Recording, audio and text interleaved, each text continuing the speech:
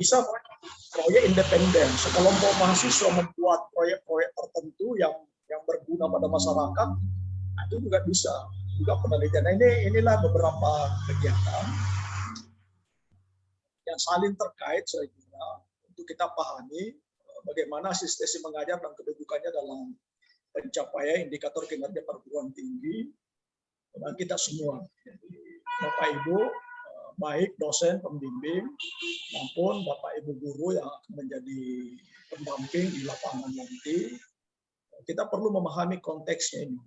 Kita harus mereview pikiran kita, merekognisi pemahaman kita bahwa kita sekarang berada di konsep MBKM dan tagihan-tagihan itu. Itu adalah tagihan-tagihan dan akan kita lihat, dan kemudian MBKM itu adalah media-media kita menjalankan. Itulah sebabnya beberapa hari ini kami, pimpinan, saya dan wakil dekan dan juga teman-teman, ini lagi sibuk menjalin jejaring dengan berbagai pihak. Jadi kita sudah punya sudah menandatangani kerjasama dengan Dinas Pendidikan Provinsi, kemudian Dinas Pendidikan Majene, Polma, termasuk Balitbang, Majene. Kami besok sebentar ini mau ke Mamuju lagi.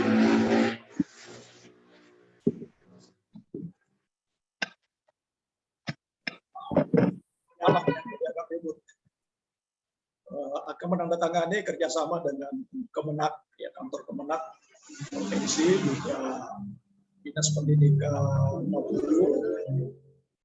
Kita lagi menjajaki juga Dinas Pendidikan. Kita sudah berkoordinasi sisa waktunya di mana Dinas Pendidikan Pasangkayu, Mamuju Tengah, dan selanjutnya juga nanti Masambah. Nah, itulah kedengaran Pak. Kita akan mencari semua. Kita juga melakukan kerjasama dengan beberapa perguruan tinggi. Karena ini implementasinya harus terjadi menjadi arah kita. Bapak Ibu, terkait dengan asistensi mengajar, saya kira nanti akan dijelaskan lebih spesifik. Tapi ada beberapa bagian yang barangkali penting kita pahami. Jadi esensinya MBKM itu adalah memindahkan kampus keluar. Belajarnya mahasiswa sepenuhnya di kampus, ini pada kampus konvensional. Sekarang ini kita masuk 3 semester itu bisa dipindahkan di luar, di mana dosen hanya memantau, merekognisi kegiatannya di sini. Ya, jadi kegiatan utamanya adalah memantau dan merekognisi. Ya, mahasiswa boleh memilih ya di antara bagian-bagian ini. Cuma memang ya ini memang yang kita coba buat panduannya bagaimana mahasiswa memilih di antara 8 ini supaya nanti kegiatannya di luar sana itu bisa diakui dalam mata kuliah kita. Jangan sampai dia kemana-mana lalu kemudian yang dia lakukan tidak relevan. Itu sebabnya nanti juga kegiatan asistensi pengajar itu kita sudah struktur sesuai dengan tagihan mata kuliah yang kita anggap relevan bisa dilakukan di sekolah dan juga relevan sebagai tagihan mata kuliah. Jadi Bapak Ibu, dosen maupun juga teman-teman guru, ini tolong dipahami bahwa ini tidak seperti KKN, tidak seperti PPL, tapi PPL KKN larut di dalamnya dan di sana juga ada mata kuliah lain yang ditagih, misalnya pengembangan perangkat pembelajaran, itu ada. Jadi khusus perangkat pembelajarannya nanti itu juga menjadi bagian dipelajari, belajar dari teman-teman guru di lapangan seperti apa format yang ada sekarang. Ya, misalnya sekarang kan ada format yang agak simpel, ya itu nanti akan dilihat seperti apa. Dan dokumen yang dibuat itu akan nanti dihargai sebagai bagian dari terlaksananya perkuliahan mata kuliah itu. Ya. Ada pengembangan media, ya, dan yang lain-lain saya kira ya. Ya, lain-lain bisa kita lihat. Itu sebenarnya kita terstruktur, ya mahasiswa jaga nanti itu beda-beda sebetulnya tagihannya. Ya, sangat tergantung pada berapa mata kuliah yang diikuti untuk direkognisi. Nah, jadi mungkin memang itu tidak persis sama. Ya, mungkin mahasiswa semester 7 yang ikut sekarang ini boleh jadi mata kuliah yang masuk sisa berapa sehingga nanti Untuk kewajibannya mungkin tidak sama dengan banyaknya, walaupun juga mahasiswa boleh ikut ya. Boleh ikut mengikuti semua kegiatan yang dirancang untuk satu sekolah sebagai bagian dari mencari pengalaman. Ya. Tapi bisa direkognisi lagi. Jadi kalau ada mata kuliahnya dulu misalnya hanya dapat C misalnya ya, lalu kemudian dia sekarang ada di MBKM, ada di sistem mengajar dan ternyata bisa menunjukkan kinerja baik di sana, itu bisa jadi bahan untuk dilakukan penilaian ulang. Yang penting dia program kembali mata kuliah itu, karena tidak bisa ada perubahan nilai dari suatu mata kuliah kalau tidak diprogram. Nah, di program itu nanti tidak langsung ikut kuliahnya lagi, tapi langsung direkognisi, diakui bahwa kegiatannya itu relevan setara baik isinya maupun bobot waktunya dengan mata kuliah. Karena bobot mata kuliah itu kan satu SKS 50 menit tambah 120 menit per SKS. Sebenarnya satu mata kuliah itu, satu SKS mata kuliah itu memerlukan 45 jam. Seandainya dilakukan tatap muka di kampus. 45 jam, 16 kali pertemuan. Itu artinya satu SKS kuliahnya di kampus pindah ke lapangan sebanyak 45 jam per satu SKS. Kalau satu mata kuliah mungkin 90 jam. Ya, dalam untuk satu semester. Ya, untuk satu semester. Atau untuk setiap mata kuliah, misalnya 2 SKS butuh 170, 340 menit ya. Sekitar 3 jam per hari. Ya. Ya, kalau mata kuliah yang intinya itu hanya 50 menit per satu SKS 100 menit biasanya kan. Tapi kan ada namanya tugas terstruktur, ada namanya belajar mandiri. Ya. Nah, itu hitungannya sehari dalam seminggu, sekali dalam seminggu itu harus diselesaikan. Ya. Ya, jadi itu konversinya seperti itu. Ya, jadi Bapak Ibu nanti ini melihat ini nanti mahasiswa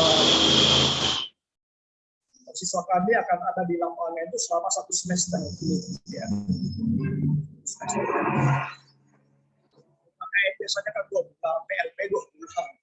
Ya, ini PLP larut di dalamnya, KKN larut di dalamnya, mata kuliah larut di dalamnya menjadi satu bagian yang dikemas menjadi kegiatan-kegiatan pendidikan di sekolah.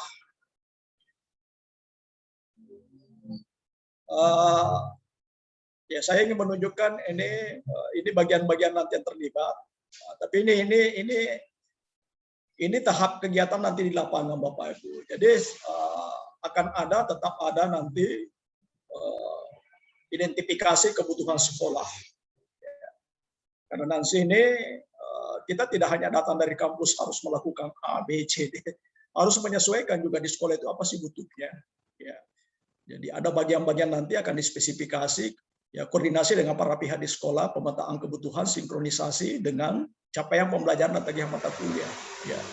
Tapi mahasiswa dan Bapak Ibu pembimbing jangan lagi menolak misalnya karena nanti ada KKN-nya, hal-hal yang tidak tercakup dalam tagihan nanti akan menjadi tagihan KKN. Ya. Jangan sampai mahasiswa cuma ini saya tidak. Ya. Kita akan nanti menilai, bobot penilaiannya juga sangat ditentukan oleh keterlibatan. Dari sana ini setiap mahasiswa nanti akan membuat ada program kelompok untuk satuan sekolah, ada program individu. Nah, individu nanti ini akan membuat programnya disesuaikan dengan program sekolah dan juga ditambah dengan program-program individu yang ada kaitannya dengan mata kuliah. Nah, boleh jadi ada beberapa mahasiswa yang sama, ya sehingga nanti program bersama, tapi laporan-laporan individu tetap ada. Kenapa? Karena nanti mahasiswa akan membuat laporan untuk direkognisi pada mata kuliah tertentu.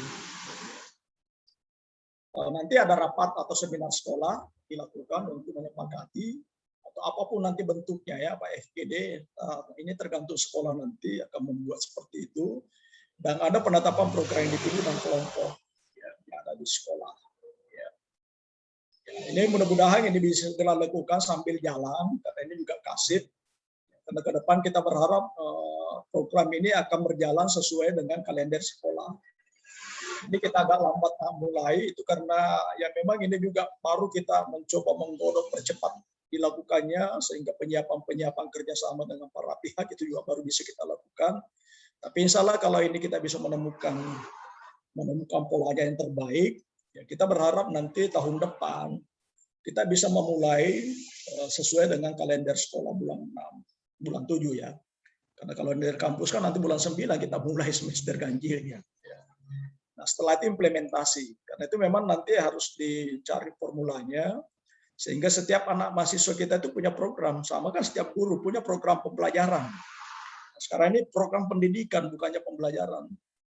Jadi hari apa melakukan apa, baik kegiatan kelompok maupun kegiatan individualnya untuk memenuhi tagihan-tagihan mata kuliah dan juga memenuhi kebutuhan sekolah dalam rangka peningkatan. Kita berharap nanti bersama-sama akan memeriksa bagaimana pencapaian 8 standar sekolah.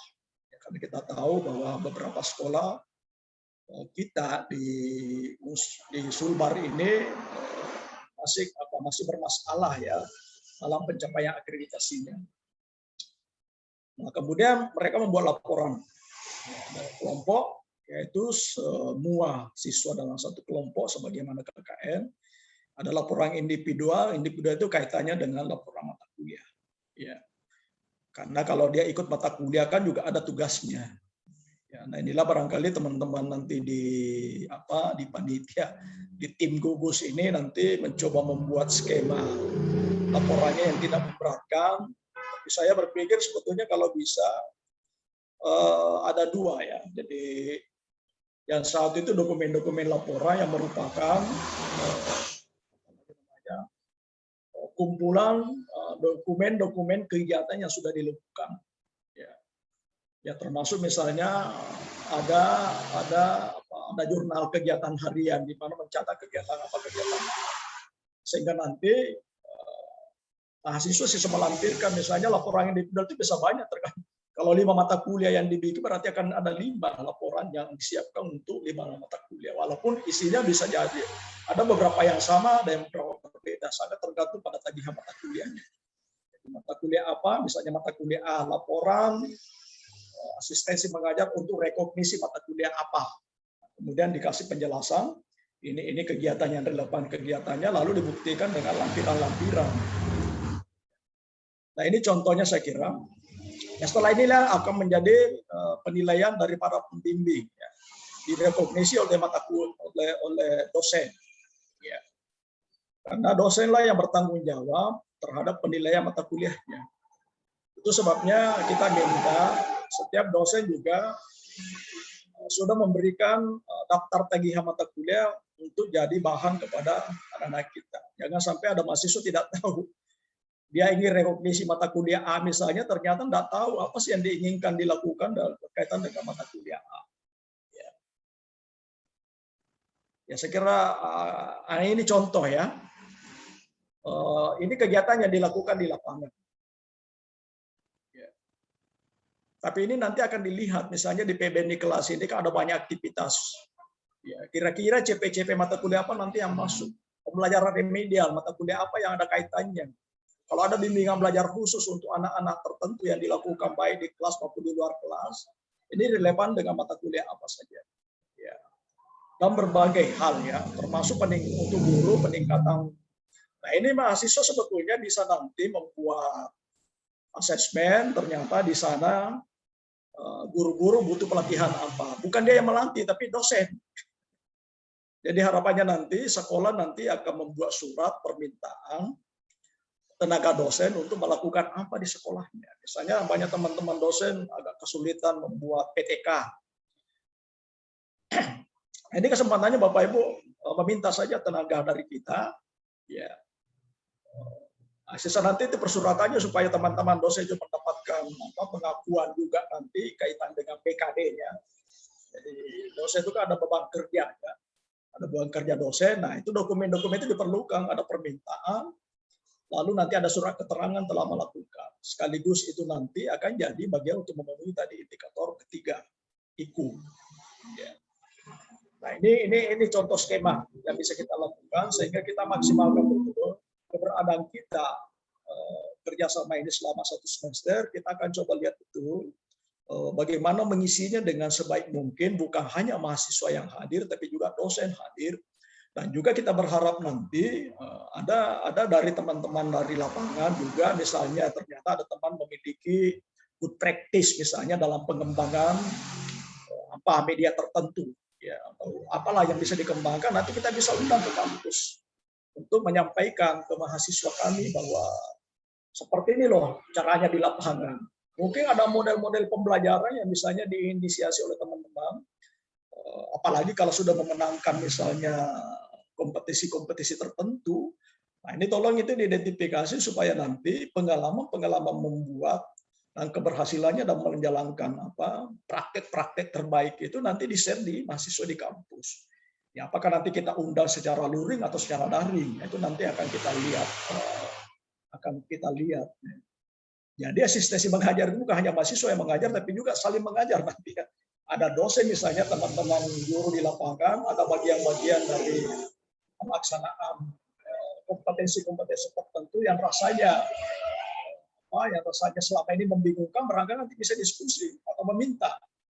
Ya, atau meminta misalnya melalui dosen pembimbing, adakah dosen FKIP yang bisa membantu kita nah itu nanti mintalah, nanti kita kasih surat tugas teman-teman dosen sehingga memenuhi tadi ikunya juga, dan juga ada pengabdian di sana, memenuhi BKD dan juga beberapa aspek lain yang terakui.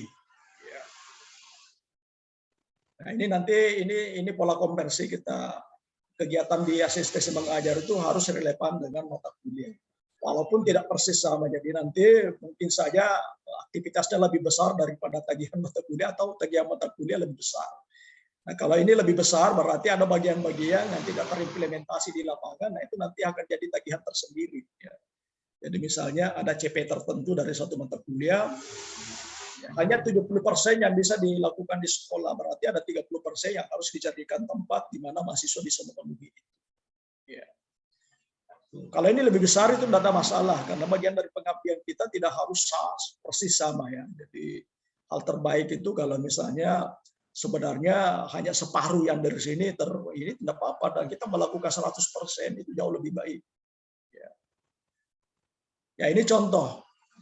Ya nanti saya kira yang semacam ini nanti dibuat oleh tim untuk disebar ke mahasiswa supaya bentuk untuk bukti untuk rekognisinya ada.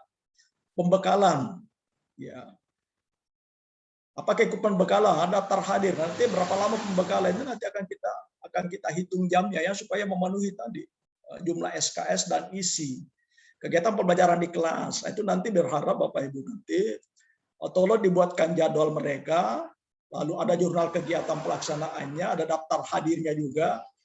Ya, mungkin juga ada foto-foto kegiatannya, itu nanti akan kita rekognisi bagian dari yang terkait dengan pembelajaran di kelas. Ya. Kegiatan pendampingan pembimbingan siswa di luar kelas, seperti juga, ya mohon nanti sebagaimana juga guru-guru, ya, kami sudah diskusi dengan kepala sekolah, mohon ini anak-anak kita ini dijadikan bagian dari kehidupan sekolah selama 1 semester, yang mereka akan belajar fungsi-fungsi pendidik secara utuh. Ya. Penyusunan perangkat pembelajaran. Nah, ini kopi perangkatnya saja dibuat. Ya, jadi apa yang dibuat dari perangkat itu dikopi sebagai bagian untuk direkognisi. Ya, kehadiran dalam kegiatan penerima mahasiswa di lapangan itu kan nanti di antar lapangan, ya, ikut tidak ikut juga akan dihitung. Kenapa tadi? Karena dari satu SKS itu kan hanya 50 yang inti. 120 itu adalah bagian yang mendukung. Nah, seperti daftar hadir inilah akan mendukung itu. Kegiatan orientasi dalam penyusunan program. Ya, kehadirannya juga akan dilihat laporan, orientasi, dan juga daftar hadir. Keikutsertaan dalam rapat khusus di sekolah dalam rangka asistensi mengajar. Ya, ini kemudian rapat pertemuan khusus yang dilaksanakan ke sekolah. Ya, kita kemarin itu ketika berjumpa dengan kepala sekolah, kita berharap teman-teman mahasiswa bisa diikutkan dalam rapat-rapat sekolah. Ya, tentu bukan rapat yang bersifat umum ya. Jadi bukan rapat yang betul-betul tidak bisa di orang luar, tapi ya kalau rapat-rapat penentuan dan sebagainya, kita berharap mahasiswa kita diikutkan, dan bagi kami itu wajib ya. Tapi kalau sekolah bahasa ini Mungkin juga nanti ada surat tugas misalnya kalau diminta mahasiswa melakukan pembinaan kegiatan ekstrakurikuler, itu dibuatkan, ya, dibuatkan semacam surat tugas atau apalah nanti ya, sehingga mahasiswa itu nanti akan memiliki dokumen untuk diakui. Ya. Nah, konsultasi dengan guru pamong, DPL juga, dan dosen pengampu itu juga bagian. Nah, ini lembar kontrolnya saja. Jadi makin banyak konsultasi dan seperti apa konsultasinya juga bagian yang akan kita nilai. Ya.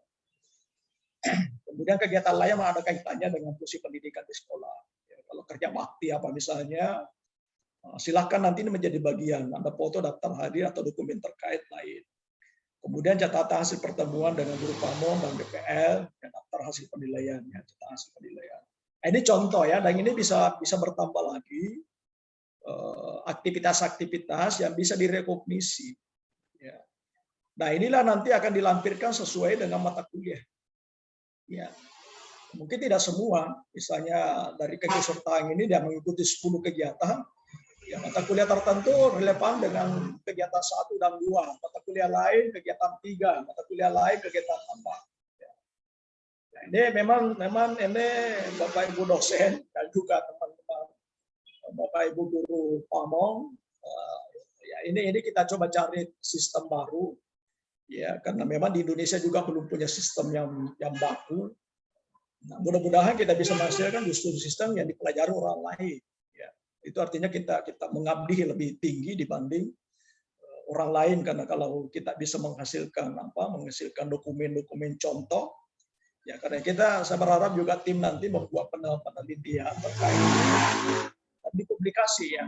Jadi dipublikasi di jurnal hasilnya, ya. Kalau perlu nanti di akhir kita lakukan suatu workshop nasional khusus mengevaluasi keterlaksanaan program sistem mengajar selama 1 semester itu, hasilnya apa, dan bagaimana pola-pola yang kita kembangkan. Ya, kita coba undang, kalau kita cukup percaya diri kita bisa mengundang misalnya teman-teman dari perguruan tinggi lain untuk juga untuk melihat seperti itu. Itu saya kira pokok-pokok bahan ini nanti saya share ke panitia untuk dibuat, karena ini agak lebih lengkap di sini untuk memberikan kerangka untuk kita semua supaya ini jalan. Ya, memang ini kami merasakan bahwa ini prototip awal kita. Ya.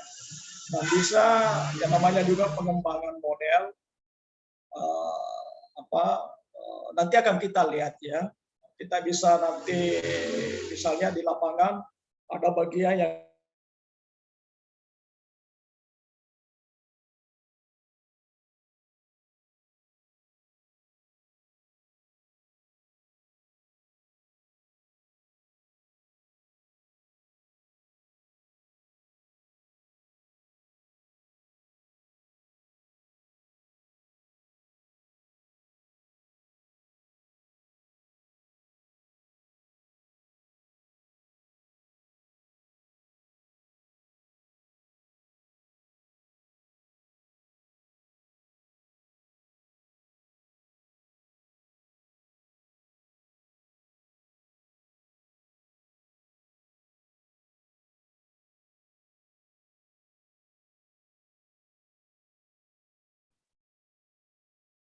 Baik Bapak Ibu, sepertinya Pak Dekan mengalami kendala jaringan, jadi mungkin saya lanjutkan ke acara selanjutnya, pemaparan terkait pelaksanaan program asistensi mengajar tahun 2021 kepada Bapak Firdaus SPD MSc, kami persilahkan.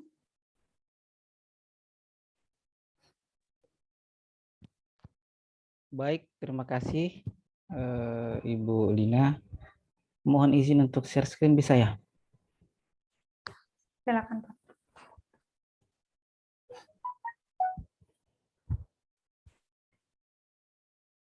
Sudah terlihat Ibu Lina ya? Sudah terlihat Pak. Baik, bismillahirrahmanirrahim. Assalamualaikum warahmatullahi wabarakatuh. Yang kami hormati Pak Dekan, Ibu Wadek, kemudian dosen pembimbing lapangan, kemudian guru pamong yang bersedia hadir mendukung kegiatan ini. Terima kasih juga kepada tim kepanitiaan. Yang akan kami tampilkan pada kesempatan ini adalah teknis pelaksanaan asistensi mengajar. Meskipun sebenarnya tadi Pak Dekan sudah menyampaikan tahapan-tahapannya, ada 5 tahapan utama, bahkan sampai teknisnya juga sebenarnya sudah disampaikan ke Pak Dekan, aktivitas-aktivitasnya juga sudah diterangkan sama Pak Dekan. Jadi barangkali kita bisa memulai materi ini dengan lebih cepat, sehingga nanti pada gilirannya kita barangkali bisa penyamaan persepsinya lebih utama pada bagian diskusi. Yang pertama dulu yang perlu kita ketahui bersama bahwa ini adalah agenda asistensi mengajar yang kita susun. Bagian pertama sudah kita laksanakan kemarin, kemudian bagian kedua juga telah dilaksanakan. Bagian ketiga akan kita laksanakan sebentar siang, dan hari ini pada jam ini adalah penyamaan persepsi. Setelah ini besok Jumat dan Sabtu adalah pengantaran dan penerimaan peserta asistensi mengajar di sekolah. Nanti kita bahas ini, kemudian pelaksanaan program asistensi mengajar. Pelaksanaan programnya ini dilaksanakan mulai hari Senin. Jadi hari Senin mahasiswa sudah diharapkan sudah aktif melaksanakan program asistensi mengajar di sekolah sampai pada Januari. September, Februari, September sampai Januari. September, Januari, jadi kurang lebih 4 bulan mahasiswa kami akan melaksanakan program asistensi mengajar. Apa saja aktivitasnya nanti kita uraikan lagi sebagaimana yang telah disampaikan oleh Pak Dekan. Sebelum itu kita aturan-aturan yang dilaksanakan oleh mahasiswa secara umum. Yang pertama, setiap hari mahasiswa kita itu berada di sekolah. Nah, nanti disesuaikan dengan sistem yang berlaku di sekolah, karena tatap muka terbatas, apakah ada shift dan sebagainya kita serahkan kepada sekolah. Itu selama 1 semester penuh.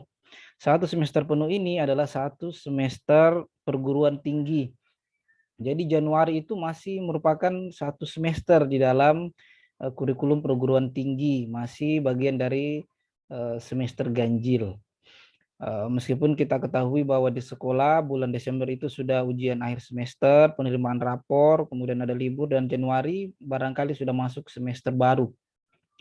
Nah, ini menarik untuk kita kita jadikan bahan evaluasi sebagaimana yang disampaikan Pak Dekan tadi. Ke depannya sebaiknya kita mengikuti semester yang ada di sekolah, karena bagaimanapun mahasiswa beraktivitasnya di sekolah. Jadi ini bahan evaluasi ke depannya, tetapi untuk yang berlaku pada saat sekarang adalah mengikuti semester penuh dari perguruan tinggi. Kemudian selama di lingkungan sekolah, mahasiswa itu mengikuti tata tertib yang ada di sekolah. Jadi segala hal termasuk pakaiannya dari ujung kaki sampai ujung rambutnya itu mengikuti aturan sekolah. Pakaiannya mengikuti aturan sekolah. Kami membekali mahasiswa dengan jas alma mater, tetapi tentu saja jas alma mater ini tidak bisa digunakan setiap hari, maka ada hari mahasiswa tidak menggunakan jas alma mater, dan itu pakaiannya mengikuti aturan sekolah. Kemudian mahasiswa akan menjalankan program asistensi mengajar, kemudian rekognisi mata kuliah, kemudian dalam melaksanakan kegiatannya itu berkonsultasi dengan guru pamong, dan tentu saja dengan dosen pendamping lapangan, dan juga guru dan juga dosen pengampuh kalau mahasiswa memiliki mata kuliah yang direkognisi. Kemudian terekam konsultasinya itu dengan logbook, lalu pada akhir program dilakukan rekognisi, dan terakhir pembuatan laporan. Sebagaimana tadi yang sudah diterangkan juga sama Pak Dekan, bahwa asistensi mengajar ini merupakan suatu program besar yang di dalamnya ada program-program yang terlarut, yaitu PLP, pengenalan lingkungan persekolahan, kemudian KKN, dan rekognisi mata kuliah, yang kesemuanya ini kalau kita total itu bisa mencapai 20 SKS. Jadi PLP ini akan didampingi oleh dosen pendamping lapangan dan guru pamong, KKN Kependidikan dosen pendamping lapangan dan kondisi mata kuliah oleh dosen pengampu mata kuliah. Yang pada gilirannya, karena ini merupakan satu program besar, pada gilirannya ketiga komponen tadi, dosen pendamping lapangan, dosen pengampu, dan guru pamong ini akan ada koordinasi satu sama lain. Selanjutnya, perlu kiranya kita uraikan satu persatu program ini karena Pak Dekan tadi sudah secara umum, maka secara detailnya perlu kita uraikan teknisnya supaya kelihatan nanti kerjanya dosen pembimbing lapangan di mana, kerjanya dosen mata kuliah, dan guru pamong. Untuk PLP ini secara umum ada 3 tahapan yang kami harapkan dilaksanakan oleh mahasiswa. Yang pertama observasi. Jadi mahasiswa kami di sekolah itu kami harapkan tidak langsung, hari pertama tidak langsung diberikan tugas untuk mengajar, tetapi berikan kesempatan kepada mahasiswa untuk melakukan observasi sekolah dan lingkungan persekolahan. Berikan kesempatan kepada mahasiswa untuk observasi lingkungan sekolah. Biarkan mereka berkeliling, melihat-lihat bagaimana budaya di sekolah, bagaimana kondisi laboratoriumnya, perpustakaannya, bagaimana struktur di sekolah, bagaimana tata tertibnya, visi misinya, dan sebagainya, termasuk lingkungan di luar persekolahan yang masih berkaitan. Kemudian berikan kesempatan kepada mahasiswa untuk melakukan observasi kelas, yaitu mahasiswa masuk ke dalam kelas mengamati bagaimana guru mengajar, bagaimana guru memulai pembelajaran, bagaimana guru melaksanakan pembelajaran dengan berbagai strategi, metode, instrumen, bagaimana menutup kelas, bagaimana menghadapi siswa secara real. Karena mahasiswa kita ini sudah dibekali barangkali di mata kuliah psikologi peserta didik, tetapi itu teori, maka perlu mahasiswa melakukan observasi bagaimana kondisi siswa psikologinya secara real dan bagaimana guru menghadapi siswa dengan segala diversitasnya. Jadi berikan kesempatan kepada mahasiswa untuk melakukan observasi terlebih dahulu. Kalau dirasa sudah cukup observasi yang dilakukan oleh mahasiswa dan sudah siap, maka masuk ke tahap selanjutnya, yaitu partisipasi. Tahap partisipasi ini pun kami harap mahasiswa tidak dilepas begitu saja. Yang pertama ada latihan praktik mengajar. Latihan praktik mengajar ini mahasiswa masuk di kelas, tetapi didampingi oleh guru, atau barangkali yang pertama ini mahasiswa dijadikan asisten guru, membantu menjelaskan bagian-bagian dari materi atau membantu menyiapkan instrumen, membantu melakukan evaluasi dan sebagainya, tetapi tidak dilepaskan mahasiswa mengontrol satu kelas secara mandiri. Ada guru yang menuntun di dalam kelas, jadi ada kolaborasi antara guru dan mahasiswa di dalam latihan praktik mengajar. Kalau dirasa cukup, maka bolehlah mahasiswa melakukan pembelajaran secara mandiri. Kalau tidak, maka silakan Bapak Ibu guru pamong boleh mendampingi terus mahasiswa kami sehingga mengetahui bagaimana kondisi real di dalam kelas. Lalu ada latihan melaksanakan tugas dan mengajar. Ini bisa meliputi bagaimana tugas-tugas guru dalam menyiapkan RPP, mohon libatkan mahasiswa untuk mengetahui bagaimana menyiapkan perangkat pembelajaran, libatkan mahasiswa. Barangkali ada guru pamong yang wali kelas, libatkan mahasiswa seperti apa tugas-tugas wali kelas.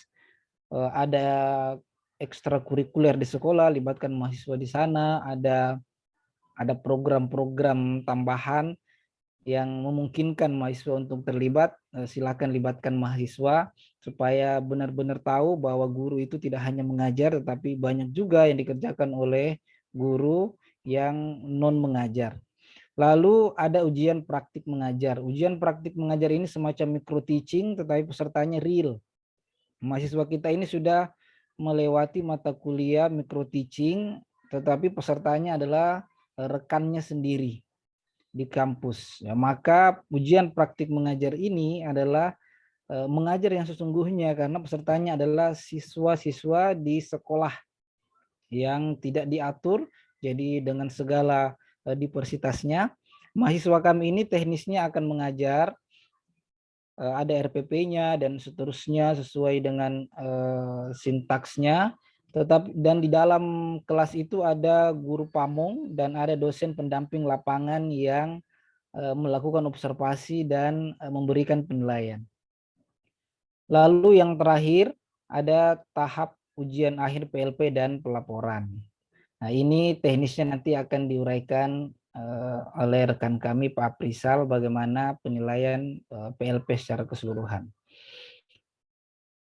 Kemudian KKN ada 3 secara umum juga dalam KKN. Yang pertama observasi. Bedanya observasi di KKN itu melihat potensi yang dimiliki oleh sekolah, baik potensi sumber daya alam, sumber daya manusia, potensi sarana dan prasarana yang ada dan belum teraktualisasi. Nah, itu diobservasi oleh mahasiswa. Kemudian permasalahan apa yang ditemukan mahasiswa di sekolah dan rencana pemecahan yang dibuat oleh mahasiswa. Lalu mahasiswa akan membuat rencana kegiatan dan ini bisa diseminarkan atau dibuatkan suatu forum bagaimana mahasiswa mensosialisasikan apa yang akan dilaksanakan. Barulah masuk ke pengabdian, yaitu melaksanakan program kerja yang telah disusun. Yang terakhir ada pelaporan, ada logbooknya untuk mendokumentasi setiap kegiatan yang dilaksanakan oleh mahasiswa dan pelaporan. Program terakhir yang ada di esensi mengajar adalah rekognisi mata kuliah.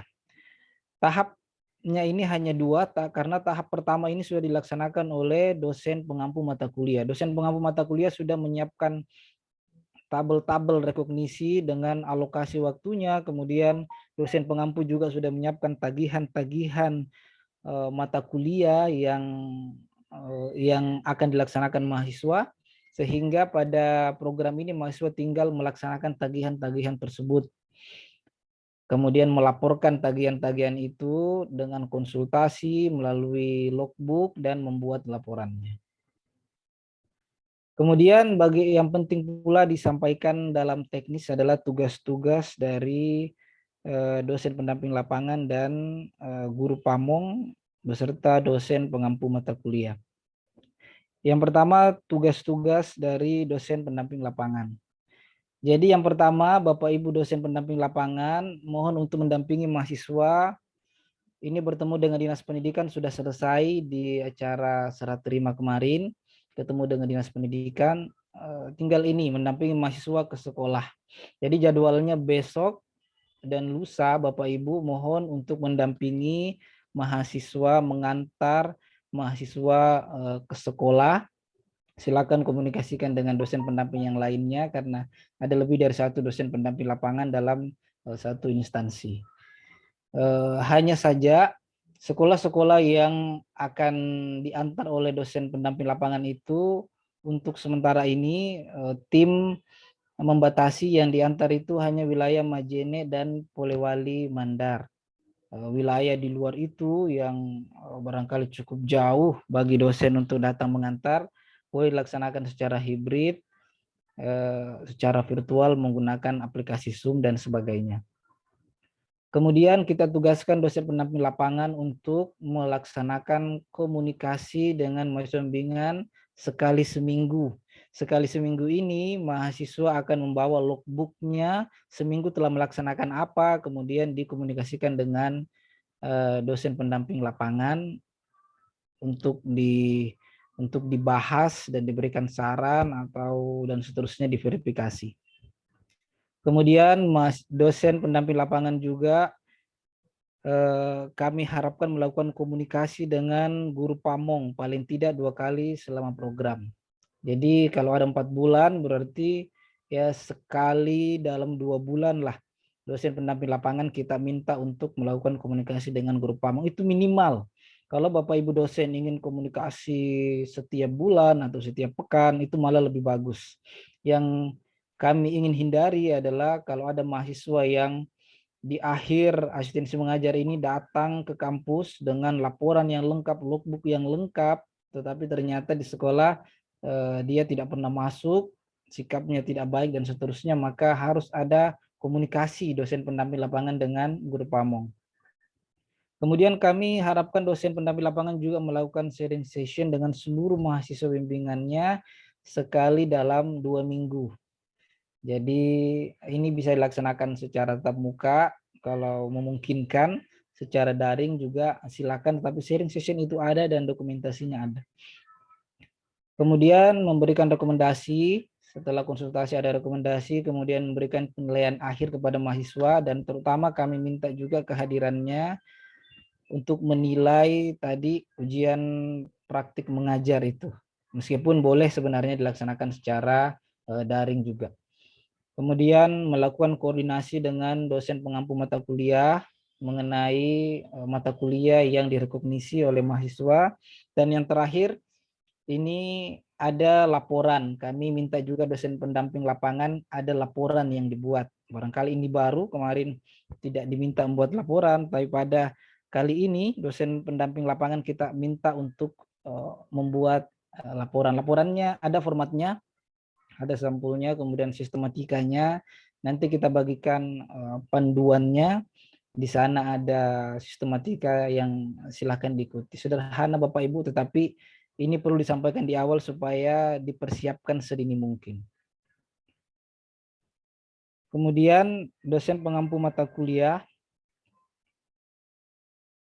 Jadi menyusun daftar tagihan, saya kira ini sudah dilakukan oleh Bapak Ibu, kemudian terlibat dalam pembekalan pada hari ini, kemudian melakukan komunikasi dengan mahasiswa. Kalau bisa kita minta sekali setiap minggu atau setiap capaian pembelajaran yang disusun itu berkomunikasi dengan mahasiswa. Kemudian kami juga harapkan Bapak Ibu dosen pengampu itu ada e-learningnya. Ada e-learningnya yang menghimpun semua mahasiswa yang melakukan rekognisi pada satu mata kuliah yang Bapak Ibu ampuh. Sehingga terhimpun karena mereka berbeda sekolah barangkali, tetapi satu mata kuliah yang sama mohon dihimpun dalam suatu e-learning Unsulbar. Kemudian tetap ada komunikasi meskipun ini nilainya prerogatif dosen pengampu mata kuliah, tetapi mohon berkoordinasi dengan dosen pendamping lapangan dan guru pamong terkait kinerja mahasiswa di sekolah. Kemudian buat rekognisi, dan terakhir kami juga minta kepada dosen pengampu mata kuliah untuk membuat laporan. Jadi laporannya juga ada formatnya yang sudah disusun di dalam panduan. Lalu untuk guru pamong, jadi kami berharap guru pamong itu mendampingi mahasiswa di sekolah, mengarahkan setiap kegiatan-kegiatannya, dan boleh memberikan tugas-tugas selama itu masih dalam wilayah kependidikan. Kemudian memfasilitasi mahasiswa apabila ada sarana prasarana yang perlu dilaksanakan, baik sarana prasarana di sekolah maupun sarana prasarana kampus yang barangkali bisa dihadirkan di sekolah. Kemudian memonitor, mensupervisi kegiatan sehari mahasiswa di sekolah, ini dalam bentuk logbook sudah kita siapkan. Kemudian kita minta guru pamong juga konsultasi dengan dosen pembimbing lapangan. Jadi kadang guru pamong yang menghubungi dosen pembimbing, kadang dosen pembimbing yang pertama menghubungi guru pamong. Jadi ada dua arah pembimbingan. Kemudian melakukan penilaian kinerja dan seterusnya. Saya kira itu untuk teknis asistensi mengajar yang akan dilaksanakan oleh mahasiswa di sekolah dan bagaimana tugasnya Bapak Ibu dosen, Bapak Ibu dosen pembimbing lapangan dan pengampu mata kuliah serta Bapak Ibu guru pamong. Selebihnya hal-hal teknis barangkali kita bahas di diskusi. Terima kasih. Assalamualaikum warahmatullahi wabarakatuh. Waalaikumsalam warahmatullahi wabarakatuh. Terima kasih banyak Pak atas penjelasannya. Pemaparan selanjutnya terkait penilaian asistensi mengajar 2021. Kepada Bapak Aprisal SPD MPD, kami persilakan. Baik, Assalamualaikum warahmatullahi wabarakatuh dan selamat pagi. Waalaikumsalam warahmatullahi wabarakatuh. Yang terhormat Bapak Dekan FKIP Unsulbar, yang terhormat Ibu Wakil Dekan 1 dan Dekan 2 yang sempat bergabung pada pagi hari ini. Yang saya hormati pula Bapak Ibu Guru Pamong, Kepala Sekolah yang sempat bergabung secara virtual, serta rekan-rekan dosen selaku dosen pembimbing lapangan. Baik, Bapak Ibu sekalian, melanjutkan apa yang telah dijelaskan oleh Pak Dekan dan Pak Firdaus tadi tentang teknis dan bagaimana penilaian dalam asistensi mengajar kali ini. Sebelumnya izinkan saya untuk share screen.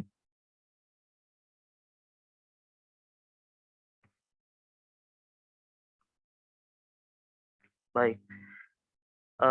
Seperti yang kita ketahui bersama bahwa dalam program asistensi mengajar pada periode ini yang dilaksanakan oleh FKIP Unsulbar, ada 3 mata kuliah yang terlaksana di dalamnya. Yang pertama adalah mata kuliah PLP yang hampir seluruhnya diprogramkan oleh mahasiswa kami.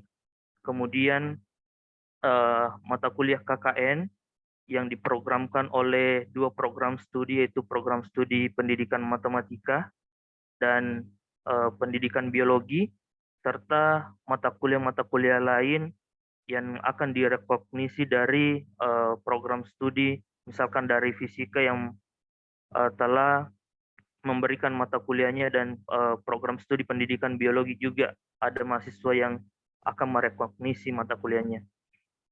Baik Bapak Ibu, karena ada 3 mata kuliah atau 3 kegiatan dalam asistensi mengajar ini, maka kami juga akan membagi 3 dalam sistem penilaiannya. Yang pertama mengenai penilaian untuk PLP atau pengenalan lapangan persekolahan. Di sini untuk penilaian dari PLP, penilaian mahasiswa akan dilakukan oleh guru pamong maupun dosen pembimbing lapangan nantinya. Untuk guru pamong sendiri akan ada beberapa penilaian yang akan dilakukan. Yang pertama itu adalah melakukan penilaian terhadap pengamatan kultur sekolah. Jadi mahasiswa nanti di sini akan mengamati kultur sekolah yang ada di sekolah, misalkan di sini ada 9 aspek pengamatan. Nah, nanti setelah diisi oleh mahasiswa, maka yang berhak memberikan penilaian adalah guru pamongnya. Ya.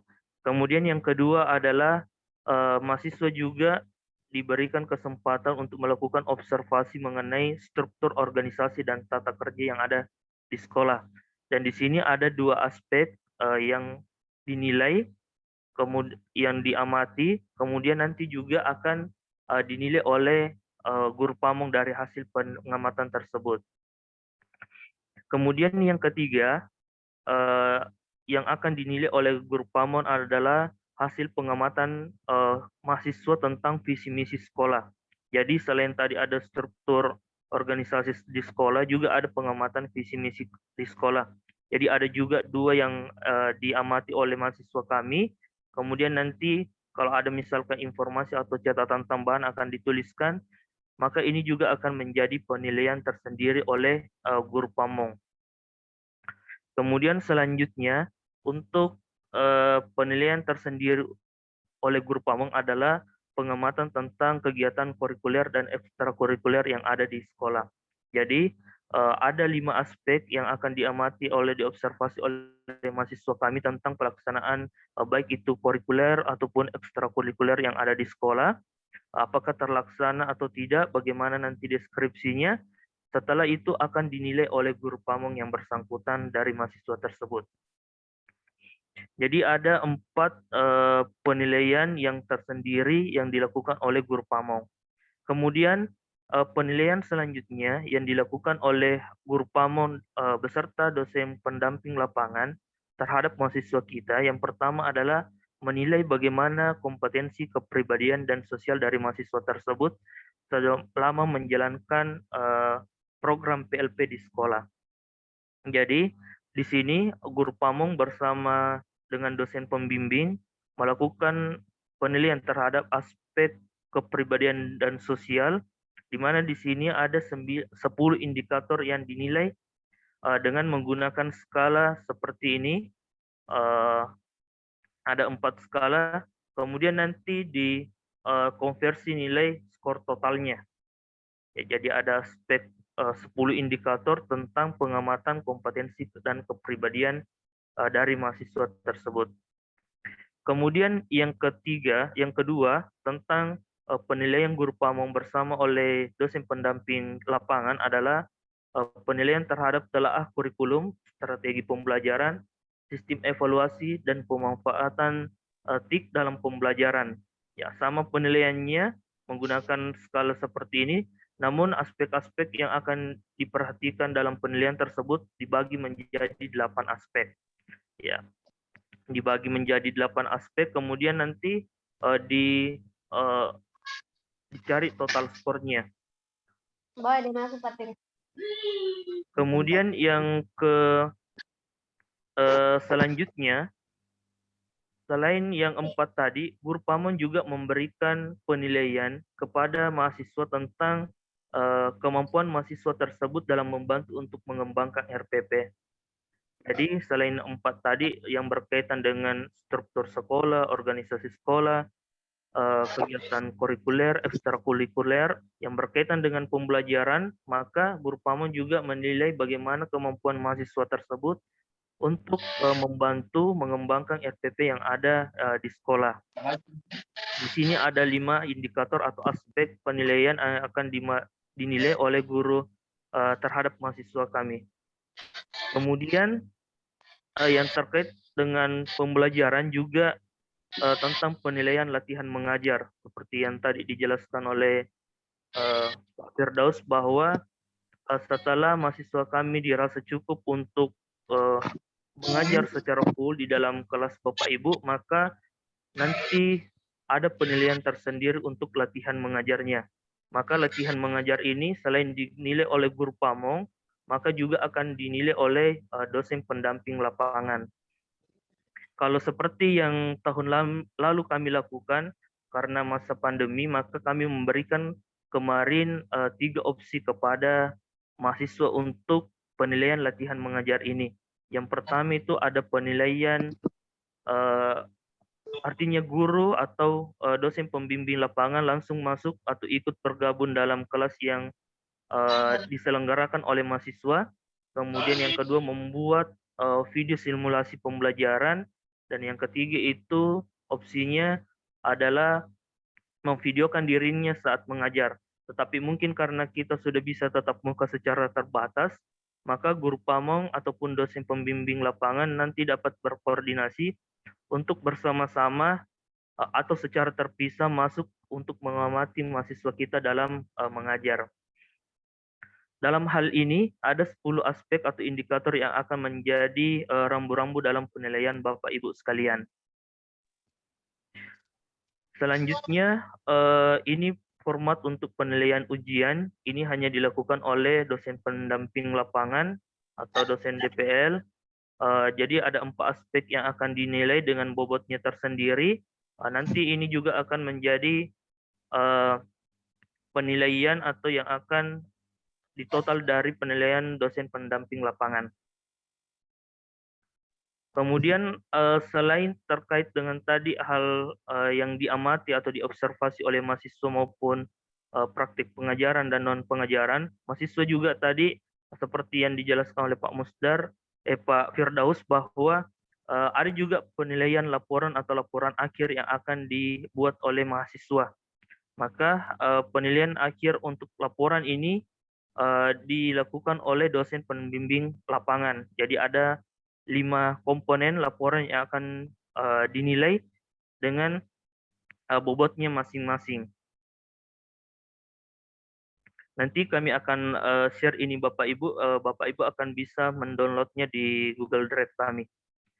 Kemudian selain tagihan laporan, kami juga mewajibkan mahasiswa untuk membuat suatu video yang merangkum kegiatan asistensi mengajar yang dilaksanakan oleh di sekolah selama 1 semester. Jadi mahasiswa di situ nanti akan membuat video yang merangkum kegiatan-kegiatannya selama program asistensi mengajar. Jadi apakah itu program yang berkaitan dengan pengajaran maupun non pengajaran akan dibuatkan video nanti dan ini akan dinilai oleh dosen pembimbing lapangannya juga dengan bobotnya masing-masing.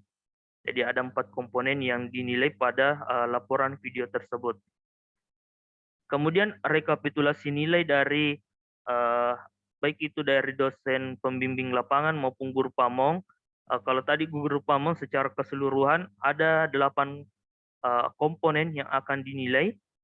Jadi ada 8 komponen yang akan dinilai mulai dari observasi kultur sekolah, struktur organisasi, visi misi, kegiatan kurikuler dan ekstrakurikuler, kompetensi kepribadian sosial, telah kurikulum, kemampuan mahasiswa dalam membantu mengembangkan RPP dan latihan mengajar. Nanti ini akan ditotal kemudian dicari skor akhir yang diberikan oleh guru pamong. Begitupun untuk penilaian dari dosen pembimbing lapangan ada 4 komponen yang tadi akan dinilai, mulai dari kompetensi sosial dan kepribadian, penilaian ujian akhir, telaah kurikulum, dan latihan mengajar. Juga nanti akan ditotal kemudian dicari skor akhirnya. Sehingga dari semua penilaian tersebut, penilaian akhir atau nilai akhir dari pelaksanaan PLP yang dilakukan oleh mahasiswa kita akan dinilai seperti ini. Penilaian dari guru pamong dan dosen pembimbing lapangan itu masing-masing 30% bobotnya. Kemudian laporan pelaksanaan kegiatan atau laporan akhir dari mahasiswa kita 20% dan video pelaksanaannya juga 20%. Jadi setelah dihitung ini, inilah yang akan menjadi nilai akhir mahasiswa kita di dalam program PLP tersebut. Selanjutnya, untuk kegiatan KKN atau KKN kependidikan, penilaiannya itu seperti ini. Jadi penilaiannya itu dilakukan oleh 2 pihak. Yang pertama itu pihak sekolah secara umum, dalam hal ini nanti mungkin akan diwakili oleh kepala sekolah dan dosen pembimbing lapangan dari mahasiswa. Jadi yang dinilai itu ada 4 komponen utama. Yang pertama itu presensi dan penguasaan materi pembekalan, bobotnya 20, kemudian pembuatan usulan program kerja kegiatan. Jadi nanti mahasiswa kami mungkin akan mengajukan beberapa program melihat seperti apa yang dikatakan Pak Firdaus, melihat sumber daya alam, sumber daya manusia, sumber prasarana dan prasarana apa yang mungkin bisa dieksplor dari yang ada di sekolah. Selain itu, sekolah juga bisa mengajukan program-program untuk dilaksanakan di KKN kependidikan oleh mahasiswa kami. Maka selanjutnya juga dengan keterlaksanaan program kegiatan, ada 4 komponen di dalamnya. Yang pertama adalah kerjasama mahasiswa itu sendiri, kedisiplinannya, kehadiran atau perilakunya selama berada di lokasi sekolah, kemudian kreativitas dan keselesaian kegiatan yang diajukan ataupun dilaksanakan, dan hasilnya bagaimana, apakah terlaksana atau tidak. Jadi ini semua bobotnya yang sudah kami tampilkan. Kemudian di samping itu ada juga laporan yang akan ditulis atau dibuat oleh mahasiswa berupa laporan kemajuan secara periodik ataupun laporan akhir dari program KKN kependidikan itu sendiri. Kemudian ini untuk dosen pembimbing lapangan yang akan dinilai terkait dengan yang tadi 3 komponen utama juga sama dengan yang akan diisi oleh pihak sekolah nanti. Ada presensi, pembuatan usulan program kerja, dan pelaksanaan program kerja atau kegiatan. Ini yang untuk dari pihak sekolah juga sama yang akan diisi. Jadi tadi ada rubrik penilaiannya dan laporan akhir ini nanti akan dinilai oleh dosen pembimbing lapangan. Selanjutnya untuk penilaian akhir, setelah ada penilaian dari dosen pembimbing lapangan dan dosen dan guru pamong, maka akan direkognisi nilai akhirnya mahasiswa masing-masing 50% dari penilaian tersebut. Selanjutnya untuk rekognisi mata kuliah atau penilaian mata kuliah seperti yang telah dikatakan tadi oleh Pak Firdaus, bahwa tagihan-tagihan dalam mata kuliah tersebut akan sepenuhnya diberikan atau dibebankan kepada dosen pengampu mata kuliah. Jadi untuk penilaiannya, selain kami meminta mahasiswa untuk membuat nanti catatan harian dengan berkoordinasi dengan dosen pengampu mata kuliah, juga tentunya mahasiswa akan membuat tagihan-tagihan yang telah dibebankan di dalam mata kuliah tersebut. Jadi penilaiannya murni kami serahkan nanti kepada dosen pengampu mata kuliah. Baik Bapak Ibu, mungkin itu sedikit penjelasan dari kami tentang penilaiannya. Mungkin kita akan lebih banyak berdiskusi nanti kalau masih ada yang belum jelas. Saya kembalikan kepada Ibu Nurlina. Baik Pak, terima kasih banyak atas penjelasannya. Selanjutnya pemaparan terakhir terkait sistem IT dalam program asistensi mengajar 2021 yang akan disampaikan oleh ahli IT kami. Kepada Bapak Musdar MSPD MPD, kami persilahkan.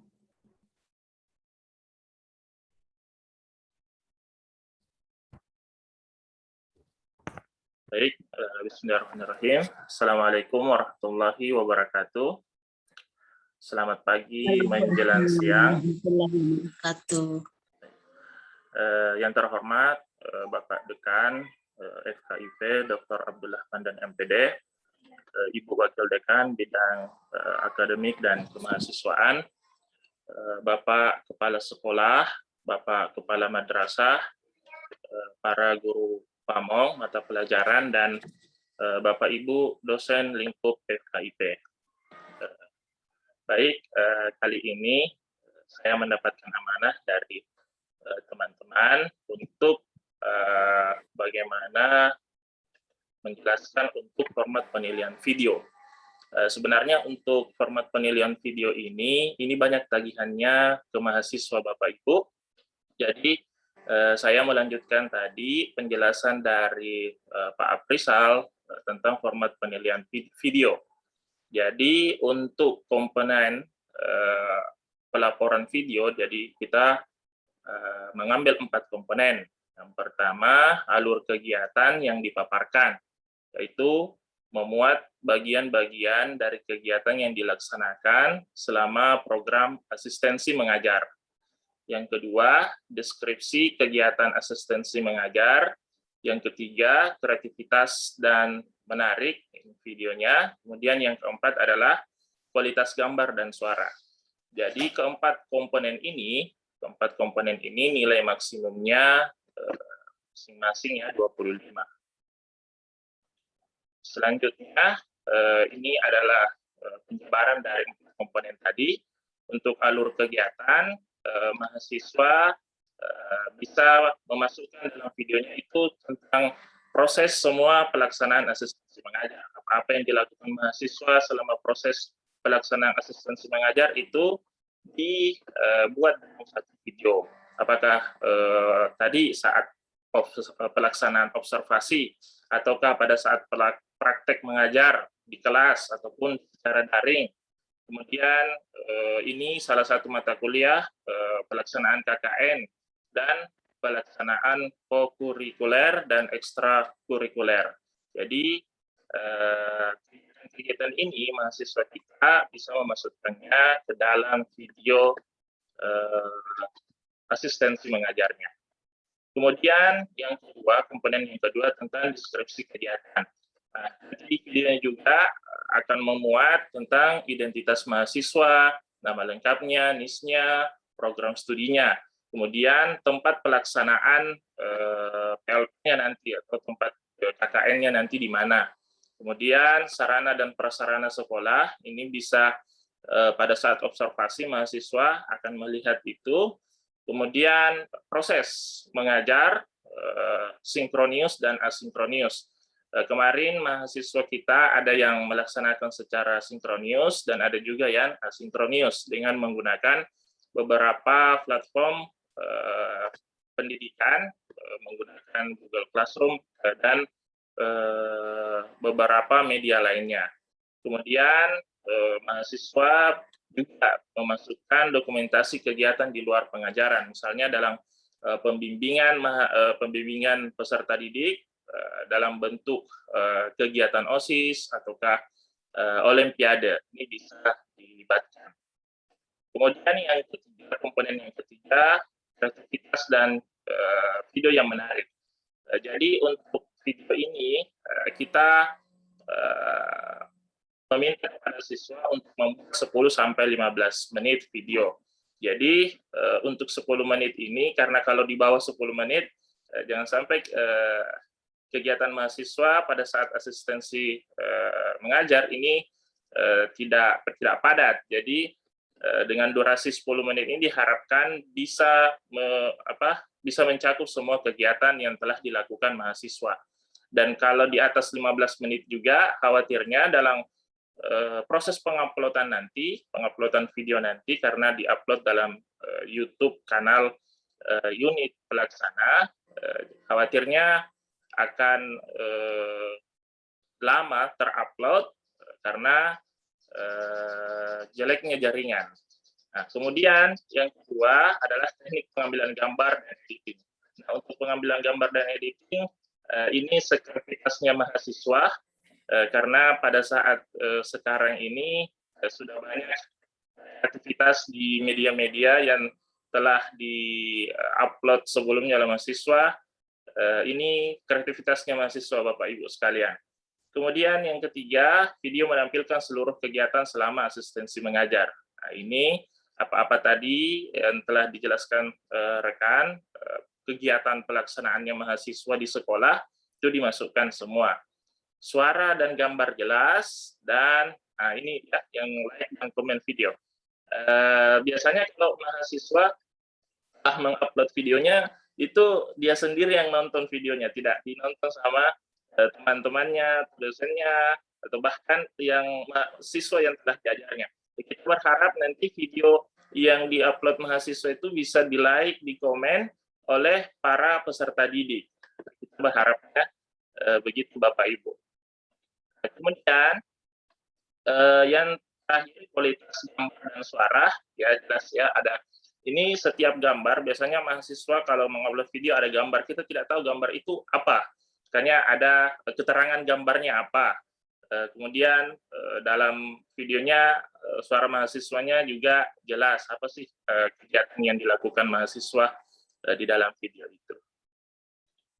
Nah, selanjutnya Bapak Ibu, ini ada 6 mekanisme dalam mengupload video.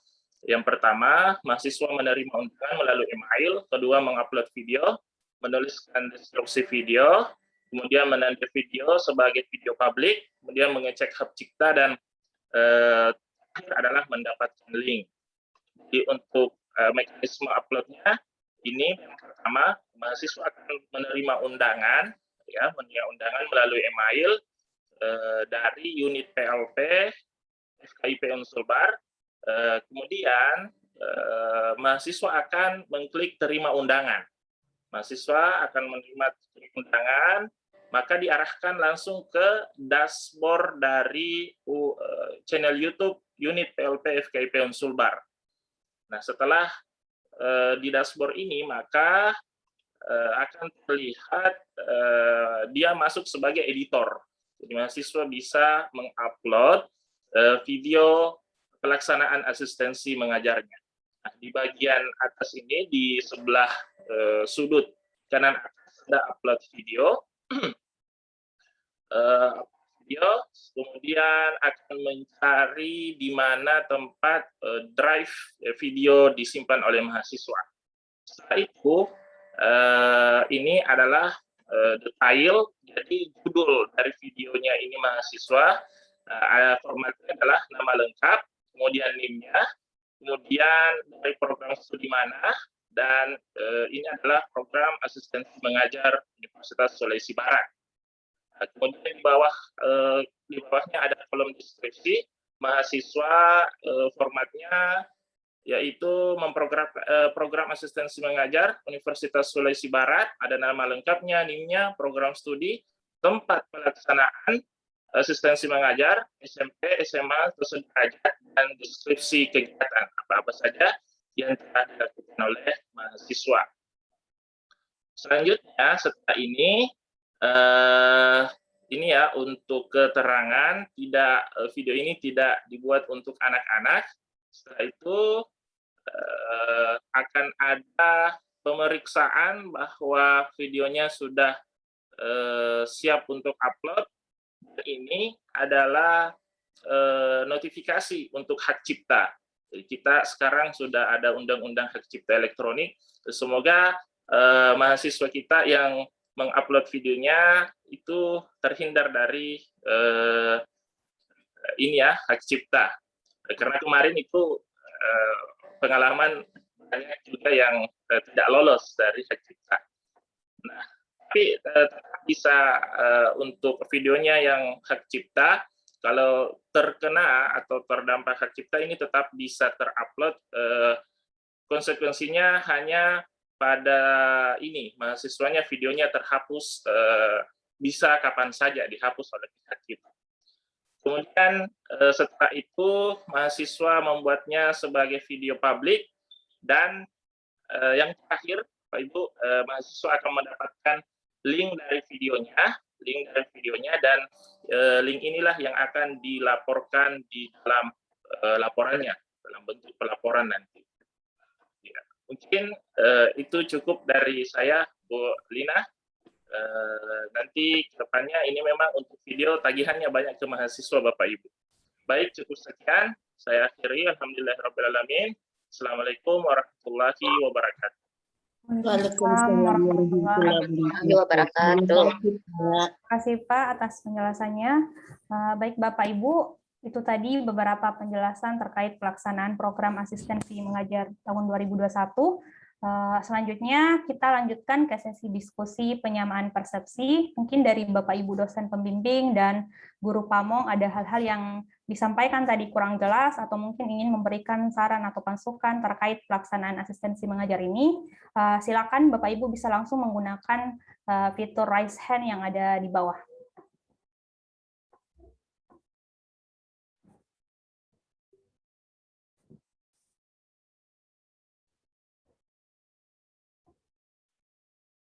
Ada pertanyaan Bapak Ibu?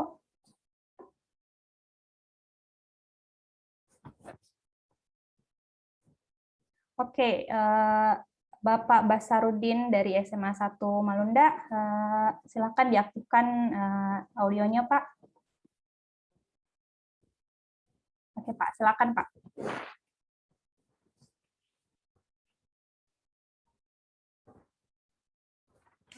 Maaf Pak, masih mute.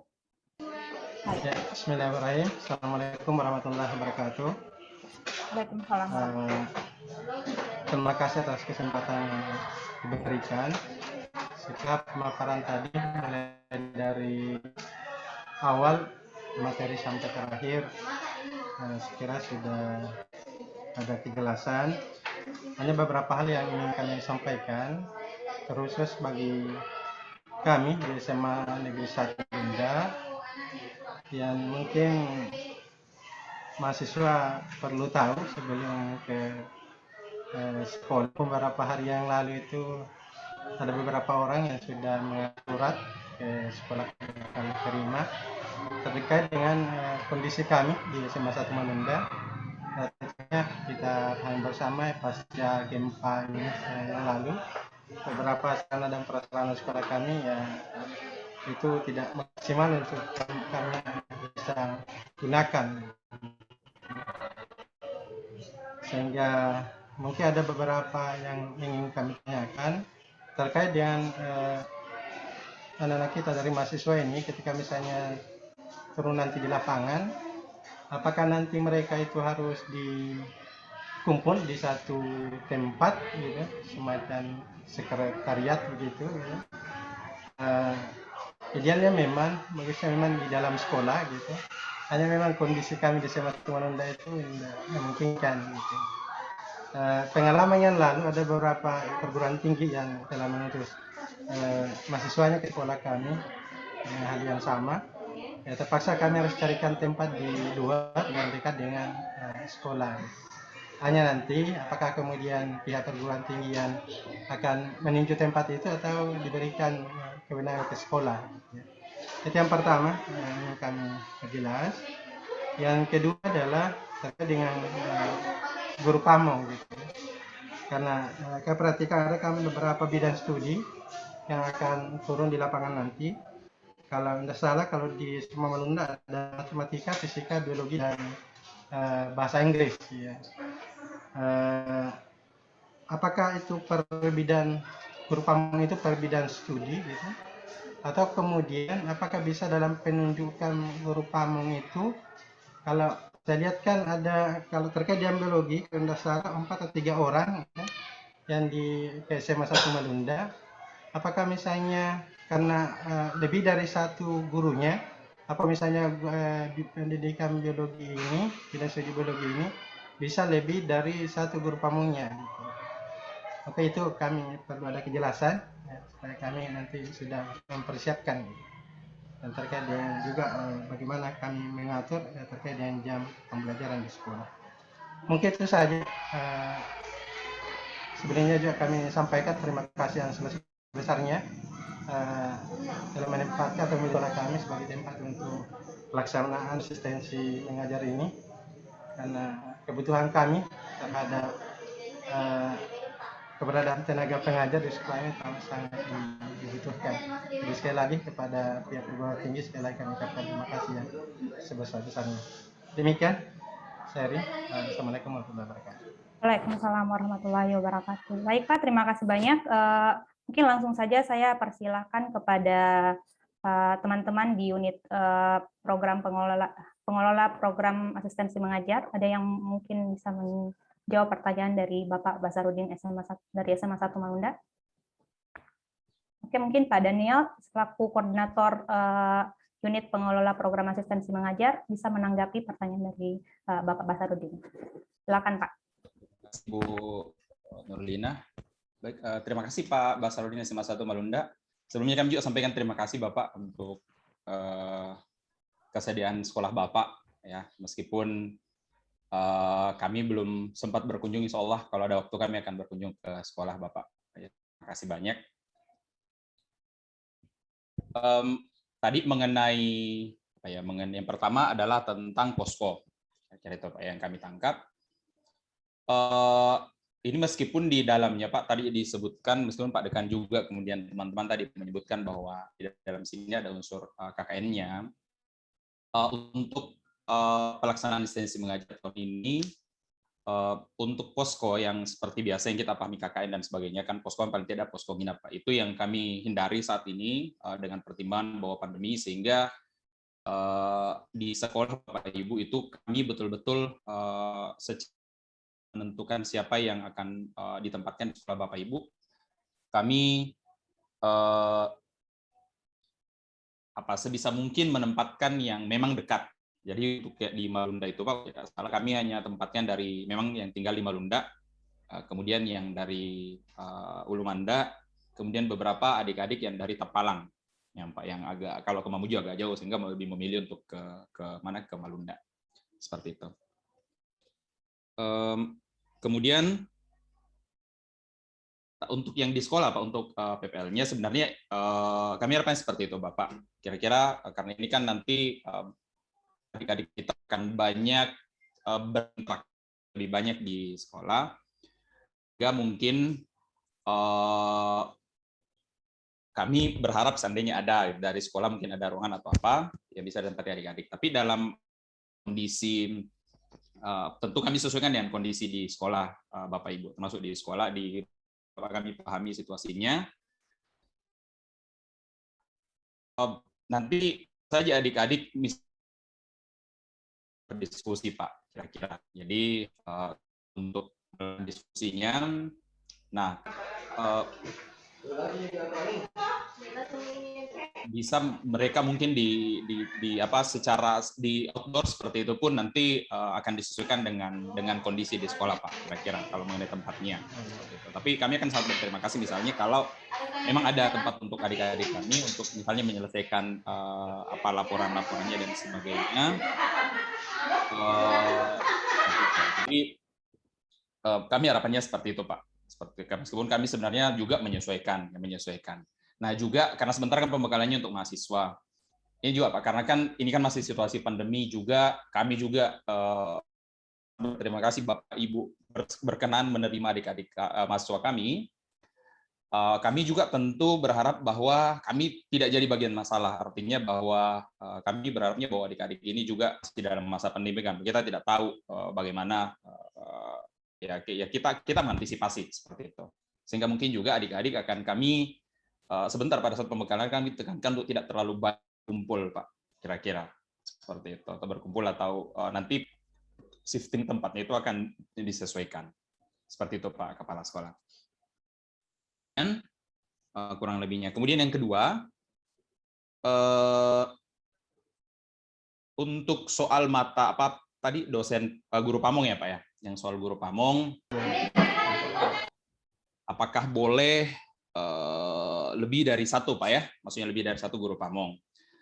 Ini akhirnya kami kembalikan ke mekanisme sekolah Bapak, seperti itu. Karena di aturannya, di aturan di kementerian itu, di aturan yang diberikan kepada kami itu satu guru pamong itu maksimal untuk 5 sebenarnya, seperti itu. Sehingga pada saat dibagi pun misalnya di sekolah, misalnya Pak Kepala Sekolah menganggap bahwa ini akan dibagi supaya lebih merata misalnya.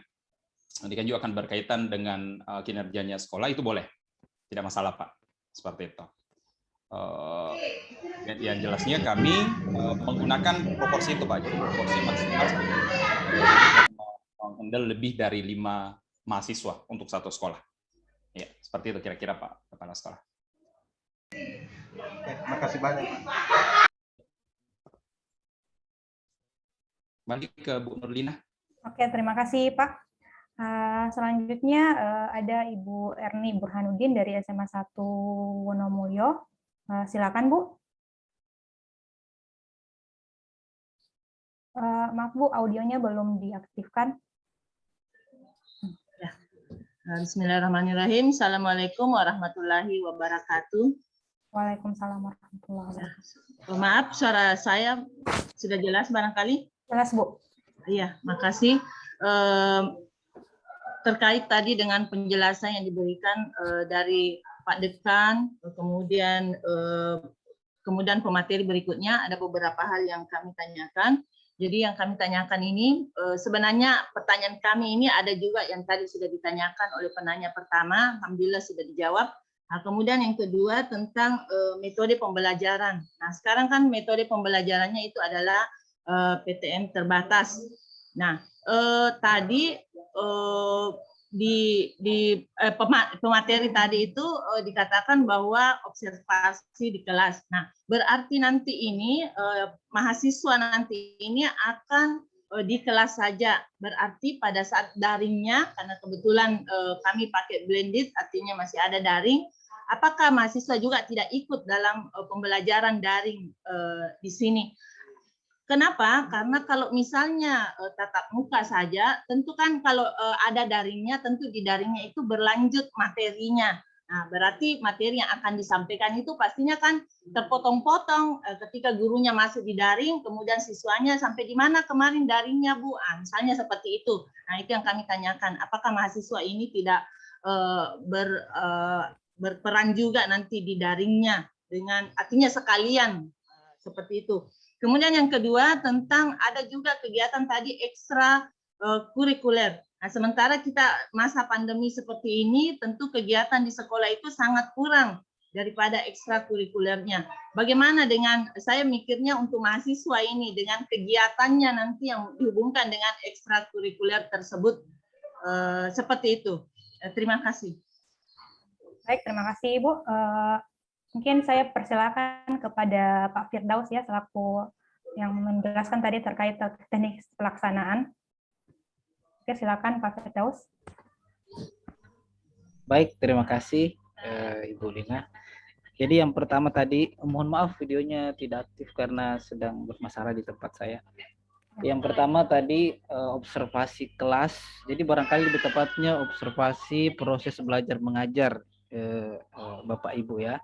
Jadi apapun metode yang digunakan, apapun platform yang digunakan, apakah dia tatap muka, apakah dia online, apakah tatap muka terbatas, kami harapkan mahasiswa kami dilibatkan.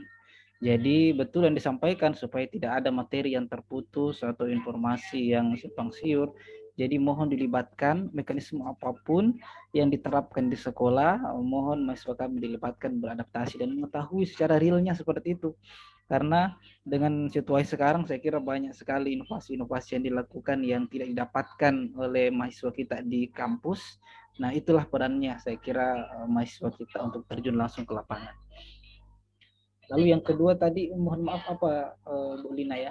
Terkait kegiatan ekstrakurikuler Pak, apakah memang masih diwajibkan untuk kegiatan ekstrakurikuler? Oh iya, jadi betul tadi ini untuk mahasiswa karena Pak Aprisal tadi kan ada ininya, ada formnya penilaian ekstrakurikuler. Jadi kita kembalikan ke sekolah. Kalau memang sekolah tidak ada, maka itu bisa dikosongkan. Dan itu pembaginya barangkali bisa dihilangkan supaya mahasiswa tidak kurang poinnya. Jadi kita tidak memaksakan bahwa wajib ada ekstrakurikuler karena dengan segala kondisi yang ada sekarang kita perlu beradaptasi. Kalau memang di satu sekolah tidak ada ekstrakurikuler, maka form penilaian itu tidak perlu diisi dan pembaginya tadi itu kita kurangi supaya tidak ada yang dirugikan. Saya kira itu Ibu Lina. Terima kasih banyak atas pertanyaannya Ibu. Assalamualaikum warahmatullahi wabarakatuh. Terima kasih banyak Pak. Bagaimana Bu Erni? Sudah jelas Bu? Terima kasih. Terima kasih banyak Bu. Bisa tambahkan sedikit pertanyaan? Silakan Pak Daniel. Ya, baik, terima kasih Bu Lina. Jadi Bu Erni, terima kasih Pak Firdaus tadi, kayaknya penjelasannya luar biasa. Nah kami tambahkan juga Ibu, itu menarik bahwa ada pembelajaran daring. Nah sebenarnya itu yang kami butuh Ibu sebenarnya. Ini anak-anak mahasiswa kami sekarang kan mau tidak mau dia harus diberikan juga kapasitas itu Bu, sehingga dengan melibatkan mahasiswa dalam pembelajaran daring justru itu yang kami harapkan sebenarnya Bu. Artinya mereka bukan hanya menguasai pembelajaran konvensional misalnya, tapi pembelajaran hybrid pun atau pembelajaran online akan mereka kuasai.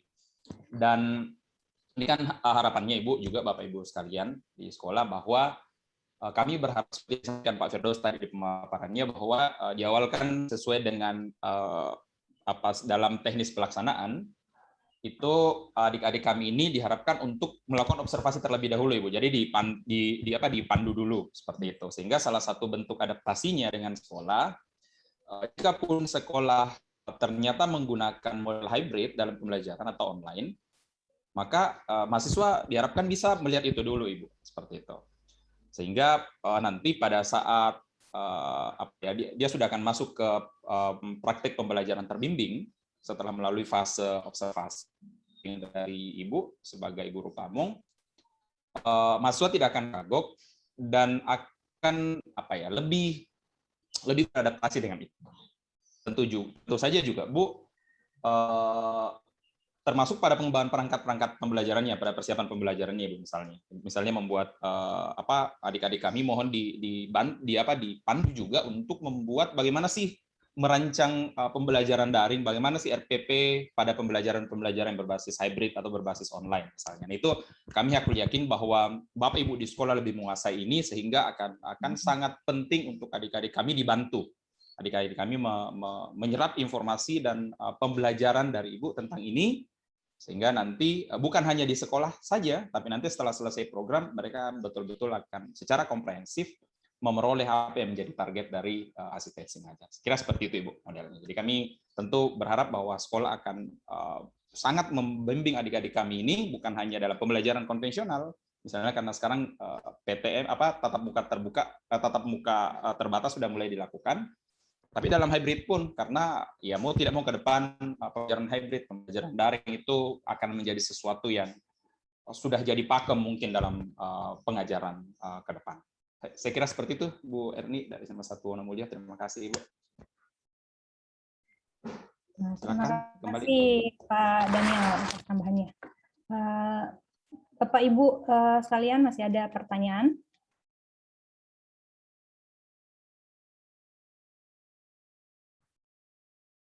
bisa langsung gunakan fitur raise hand yang ada di bawah, atau mungkin bisa mengetikkan pertanyaannya via kolom chat.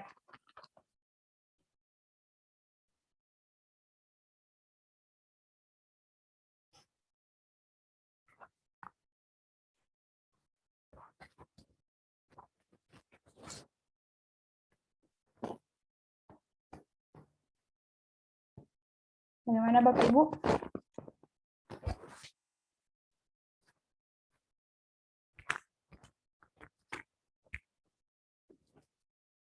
Mungkin dari dosen pembimbing ada pertanyaan?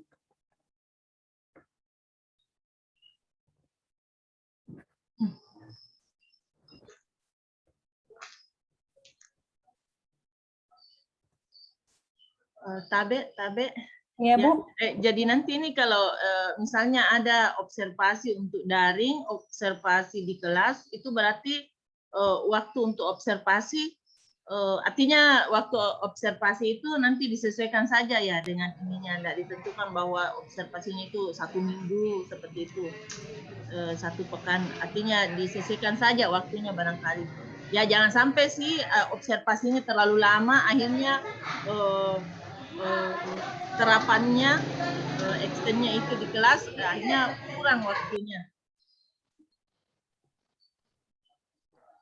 Oke, Pak Daniel mungkin bisa menanggapi pertanyaan dari Bu Erni. Baik, terima kasih Bu Erni, antusiasmenya Bu. Nah, memang untuk observasi ini seperti yang ada di slide-nya Pak Firdaus juga tadi Bu, itu tentu sekali lagi kami serahkan ke sekolah, maksudnya kan nanti akan di-assess sama Bapak Ibu guru apakah adik-adik ini peserta ekstensi mengajar ini sudah dianggap bisa Bu, kira-kira seperti itu. Karena program-program seperti ini Bu, termasuk PPL dulu, PLP, itu salah satu yang selalu kami khawatirkan adalah ketika kami akan turun dan mengacaukan. Nah itu Bu. Nah untuk menghindari itu, karena kan ini kan adik-adik kami ini bagaimanapun mereka semuanya masih dalam proses pembelajaran Ibu. Seperti itu. Sehingga ke sekolah pun juga salah satu tujuannya adalah untuk menyerap ilmu dari sana. Seperti itu. Jadi kami harapannya kepada Bapak Ibu guru pamong di sekolah untuk adik-adik ini untuk diberikan dulu adaptasi. Ya meskipun memang juga jangan terlalu lama Ibu. Ya, seperti itu. Nanti soal batasan lamanya itu kami serahkan kepada Bapak Ibu di sekolah karena yang tahu perkembangannya adalah Bapak Ibu. Seperti itu. Jangan sampai kami tentukan misalnya 1 pekan observasi misalnya dan ternyata Bapak Ibu menganggap adik-adik ini belum siap. Tapi karena sudah ada batasan itu harus dipaksakan, nah itu akan jadi trouble juga buat kelasnya. Yang kami khawatirkan malah adalah kelasnya Bapak Ibu. Jangan sampai yang tadinya settingnya sudah bagus, ritme belajar siswa sudah bagus, tiba-tiba peserta asistensi mengajar masuk misalnya tanpa kesiapan, tanpa kemantapan terlebih dahulu setelah dibimbing oleh Ibu, itu jadi masalah. Artinya tujuan asistensi mengajar tidak akan tercapai. Justru yang akan terjadi adalah ini akan jadi presiden buruk tentu saja. Saya kira seperti itu, Bu Erni. Sama Satu Warna Mulia. Terima kasih Bu. Oke. Terima kasih Pak. Bu Nurlina kembali Bu. Terima kasih Pak Daniel. Sudah jelas Ibu. Ya. Terima kasih Bu. Oke, selanjutnya ada Ibu Fitriani dari MAN 1 Majene. Saya persilahkan. Silakan Bu, Ibu Fitriani. Terima kasih banyak. Assalamualaikum warahmatullahi wabarakatuh. Waalaikumsalam. Bisa didengar suara saya Bu? Ya Bu, jelas suaranya. Ya. Terima kasih atas kesempatannya. Mungkin ini mungkin hampir sama dengan PPL yang biasa berlangsung, tapi mungkin namanya sudah lain. Mungkin hanya satu mungkin saran dari kami, kalau bisa untuk pedomannya mungkin bisa secepatnya diberikan pada kami, minimal itu walaupun dia dalam bentuk file, ada yang bisa kami pelajari, karena biasanya kalau pengalaman yang lalu-lalu mungkin ini kan mirip dengan PPL, jadi supaya kami juga ada pegangan, karena biasanya pada saat mahasiswa itu sudah observasi, mereka itu sudah mulai dinilai, mulai ada penilaian bagaimana proses observasinya apa, jadi kami butuh pedoman kira-kira seperti apa penilaiannya yang dikeluarkan dari instansi yang terkait, maksudnya dari Unsulbar ini. Nah, mungkin itu untuk sementara. Terima kasih banyak. Assalamualaikum warahmatullahi wabarakatuh. Baik Bu, terima kasih. Terkait pedomannya, insya Allah kami akan share di grup Guru Pamong. Jadi kami tadi sudah menyediakan grup WA khusus untuk Guru Pamong, nanti akan kami share di sana. Iya, makasih. Kalau bisa mungkin sebelum besok atau paling lambat besoklah sudah di-share supaya kami ada bisa membacanya memang atau mempelajarinya memang sebelum kami ketemu dengan mahasiswa. Jadi sudah tahu apa nanti yang akan dilakukan pada saat kami bertemu dengan mahasiswanya. Terima kasih banyak, Bu. Baik, Bu. Assalamualaikum. Waalaikumsalam warahmatullahi wabarakatuh. Baik, masih ada lagi dari Bapak Ibu yang lain?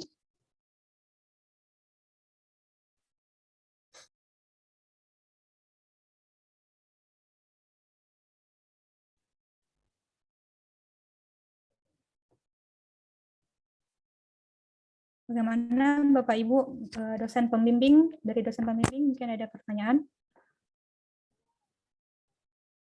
Ataukah dari guru Pamong yang lain?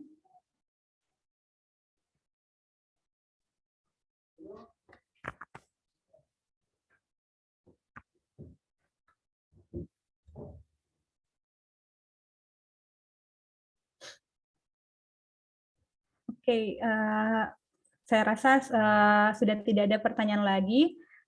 Jadi mungkin kami rasa cukup untuk sesi diskusi penyamaan persepsi ini. Atau mungkin ada tambahan dari Bapak Ketua Pak Muhammad Daniel. Ada tambahan, Pak? Oke. Sudah ada pertanyaan. Saya kira itu artinya, mudah-mudahan ini artinya ada bahwa semua secara teknis sudah kita sudah sevisi Bapak Ibu tentang ini. Makanya kami diundangnya itu menyebut penyamaan persepsi ya. Jadi dan kita persepsi kita sudah sama tentang pelaksanaan asistensi mengajar ini. Mengingat bahwa memang ini adalah sesuatu yang baru seperti yang disampaikan Pak Dekan kami tadi, bahwa karena ini adalah sesuatu yang kita merujuk ke kurikulum yang baru Bapak Ibu. Sehingga dalam kurikulum yang baru ini ternyata memang peran Bapak Ibu dalam konteks kami sebagai FKIP itu menjadi semakin besar, ya. Jadi menjadi semakin besar Bapak Ibu, sehingga harapan kami program ini dapat maksimal. Ya, harapan kami tentu saja dapat maksimal dan berharap jikapun ada sesuatu yang Bapak Ibu butuhkan, misalnya seperti tadi, terima kasih Bu bertanyakan tentang apa panduan dan sebagainya, soalnya akan kami share sesegera mungkin. Kalaupun ada kritik ataupun ada tambahan informasi yang Bapak Ibu butuhkan, kami sudah memasukkan atau kami sudah membuat linknya di dalam situ. Sebenarnya sudah ada Bapak Ibu Kepala Sekolah dari Bapak Ibu sekalian, Bapak Ibu Kepala Sekolah dari madrasah. Nanti di sana kita akan lebih banyak berinteraksi tentu saja. Jika ada sesuatu yang kurang jelas atau kurang mungkin butuh klarifikasi dari kami berdiskusi Bapak Ibu, silakan disampaikan di grup itu. Insya Allah teman-teman di unit penyelenggara akan senantiasa memantau ya, sehingga kami dengan cepat akan share informasi kalau ada. Kemudian juga perlu kami sampaikan juga Bapak Ibu, sesuai dengan schedule tadi yang diperlihatkan juga ya oleh Pak Firdaus yang membahas soal teknis, insya Allah besok dan hari itu kita akan masuk ke tahapan tahanan. Ini mohon maaf tanpa mengurangi rasa hormat kepada Bapak Ibu guru Pamong dan juga dosen pembimbing lapangan. Sebagaimana yang tadi yang slide yang disampaikan Pak Firdaus itu bukan kami, mohon maaf, bukan kami yang mengarang untuk memasukkan itu. Nah, itu kami mengambil dari panduan universitas yang dikembangkan juga oleh Pak Dekan, kemudian itu rujukannya itu dari panduan dari kementerian. Sehingga salah satu tugas dari DPL adalah untuk mengantar ya, kira-kira mengantar adik-adik. Nah, untuk yang dinasnya itu untuk dinas itu tidak perlu Bapak Ibu. Jadi yang koordinasi dan dinas adalah kami di unit, dan kami sudah lakukan itu, segala macam kerjasama sudah kita lakukan termasuk ke sekolah. Sehingga besar harapan kami Bapak Ibu dosen pembimbing lapangan itu dengan koordinasi dengan mahasiswanya untuk bisa meluangkan waktu besok atau Sabtu yang disesuaikan. Kami memang tidak mematok ke satu hari karena kami paham teman-teman sejawat dosen, Bapak Ibu sejawat dosen juga tentu kesibukan dimanfaatkan di Jumat atau Sabtu. Sehingga sesuai jadwal yang ada per tanggal 20 adik-adik sudah secara resmi berada di sekolah. kalaupun misalnya bukan berarti bahwa misalnya Bapak Ibu, karena kan nanti ada sekolah DPL-nya itu beberapa, bergantung prodinya atau berapa mahasiswa background prodi yang ada di sana. Nanti bisa dikoordinasikan ke DPL yang lain atau ke guru pamong, siapa yang bisa. Paling tidak kami harapannya adalah ada apa sih dosen pembimbing yang mendampingi adik-adik ke sekolah. Karena saya yakin Bapak Ibu di sekolah tentu sangat menantikan kita juga ya Bapak Ibu di sekolah ya. Saya yakin ini supaya untuk membangun kemitraan juga dan manfaat kita akan lebih besar tentu saja. Mohon maaf untuk Bapak Ibu guru pamong yang berada mungkin di daerah yang agak jauh di luar kabupaten di Majen dan Polman. Sebelum dari awal kami sampaikan seperti yang disampaikan oleh pemaparan materi tadi, Pak Firdaus menyampaikan, kami atas nama unit penyelenggara program menyampaikan permohonan maaf, mungkin kami secara fisik belum berkesempatan membersamai atau menemui Bapak Ibu di sekolah, ya. Tapi sekarang sudah zaman teknologi, insya Allah hybrid bisa ya, jadi bisa saja kita komunikasi lewat kelas-kelas virtual, lewat media-media virtual, Zoom, meeting, Google Meet, Webex dan sebagainya. Itu nanti akan mahasiswa tersebut. Mudah-mudahan ada kesempatan nanti Bu, karena kami juga terus menjaga situasi. Artinya sekali lagi saya sampaikan prinsipnya ada kami melakukannya dengan sangat hati-hati. Kami tidak mau jadi bagian dari masalah, jangan sampai kami turun itu jadi masalah apa dengan kondisi pandemi sekarang ini. Sehingga kami sekali lagi sampaikan permohonan maaf. Untuk sekolah-sekolah yang mungkin bisa dijangkau oleh Bapak Ibu dosen pembimbing lapangan, insya Allah mudah-mudahan tidak ada halangan. Bapak Ibu dosen akan berkoordinasi untuk paling tidak ada yang menemani adik-adik sehingga jalur koordinasi itu ada. Nah, kenapa ini penting juga Bapak Ibu? Karena termasuk pada nanti insya Allah DPL akan kami mintakan tolong untuk membawa perjanjian kerjasama. Jadi kemarin waktu launching pekan lalu itu ada perjanjian kerjasama Bapak Ibu dengan sekolahnya Bapak Ibu. Ini penting sekali karena kami sangat paham ini kami butuhkan dan sekolah butuhkan. Saya yakin dalam proses pemenuhan indeks kinerja sekolah Bapak Ibu berkaitan dengan akreditasi ini juga dibutuhkan, sehingga nanti DPL akan kami mintakan tolong untuk kami titipkan perjanjian kerjasama yang kemarin sudah ada, yang kami belum stempel, nanti kami akan titipkan dan akan dibawa ke sekolah Bapak Ibu sekalian, insya Allah. Saya kira seperti itu Bapak Ibu. Dari kami mewakili teman-teman sekalian terima kasih yang sebesar-besarnya bahwa Bapak Ibu telah berkenan untuk menjadi mitra kami, menjadi guru pamong. Kami titipkan adik-adik kami karena kami yakin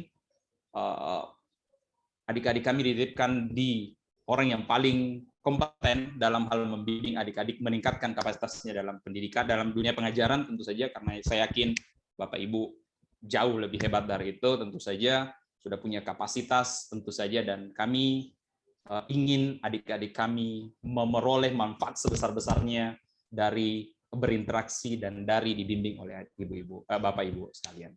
Dan permohonan maaf juga terima kasih kepada Bapak Ibu dosen pembimbing lapangan, rekan-rekan sejawat dosen, terima kasih banyak untuk waktunya, dan 5 bulan ke depan, mohon maaf sebelumnya bahwa kita akan bertarung ya, kita akan banyak, mungkin kami mohon untuk membagi sedikit konsentrasi. Saya yakin di tengah kesibukan Bapak Ibu, saya pahami itu. Kita harapkan tentu saja bahwa ada sedikit saja perhatian tentu saja untuk adik-adik kita di lapangan. Saya kira seperti itu Bapak Ibu guru pamong dan dosen pembimbing lapangan, apa yang dapat kami sampaikan. Terima kasih banyak. Silakan Bu Lina. Terima kasih banyak Pak. Baik Bapak Ibu, karena sudah tidak ada lagi pertanyaan dari Bapak Ibu sekalian, kami rasa cukup untuk sesi diskusi penyamaan persepsi ini. Semoga diskusi kita hari ini menjadi bekal bagi kita semua untuk kelancaran pelaksanaan program asistensi mengajar ke depannya. Sebelum kita akhiri kegiatan hari ini, mohon kesediaannya Bapak Ibu sekalian untuk mengaktifkan kameranya. Kami akan mengambil beberapa dokumentasi.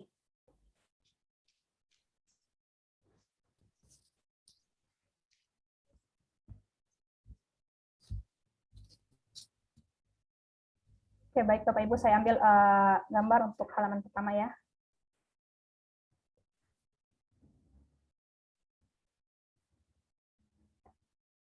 Untuk halaman kedua.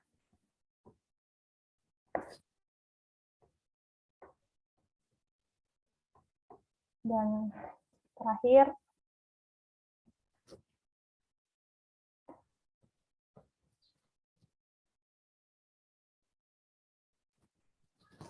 oke, terima kasih banyak Bapak Ibu.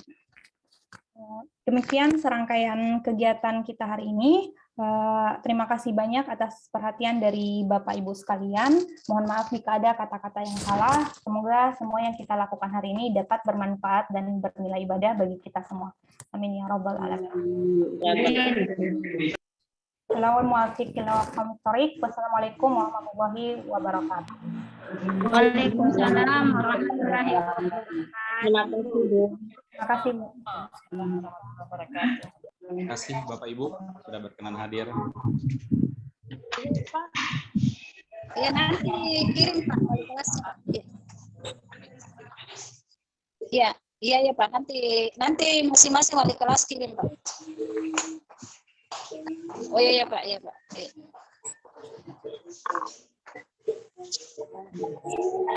Mau kirim yang setuju dengan tidak setuju.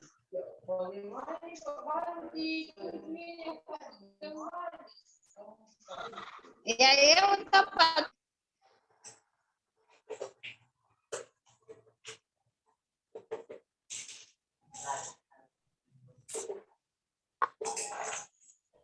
Mohon izin Bapak Ibu, saya langsung end meeting untuk semua ya.